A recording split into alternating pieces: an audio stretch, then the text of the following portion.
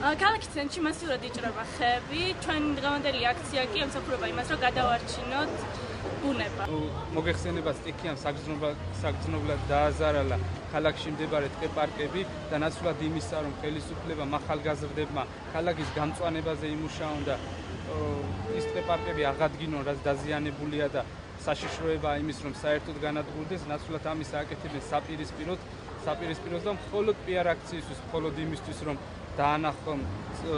დაანახოს ტელევიზიამ საზოგადოებას, როგორ ლამაზად არის გაკეთებული ხელოვნება, მხოლოდ ამისთვის მოჭრეს აი ეს ხეები და სწორედ ამის გამოხატულება და ის რაც გადარჩა, ესეთი აქციით ვცდილობთ გამოვხატოთ, არ მოჭრათ ესეთი წარწერით, რათა ეს ხეები მაინც გადარჩეს და გადავარჩინოთ მსგავს ქმედებას.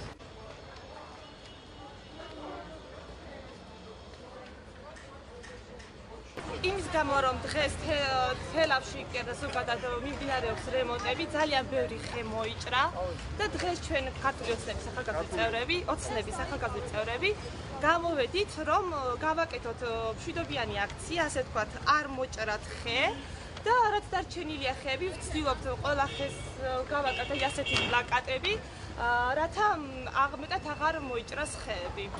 ხეები უნდა იყოს, იმიტომ რომ ჭრდილიც არის, რომ გზავრობ შევეფარებით და სილამაზეც აქვს. რატო უნდა მოჭრა? ქალაქისთვის აუცილებელია სასიცოცხლო ძალა, მწვანე საფარი აუცილებელია. ჟანგბადი მე მგონი არ უნდა მოიჭრას ხეები, ან უკვე ჩანაცვლეს რაღაც ახალი ნერგებით. როგორ შეიძლება რომ ხე არ უხდებოდეს ქალაქს? ეგ მიზეზი არ ამბობია. არ ვიცი რატომ ჭრია.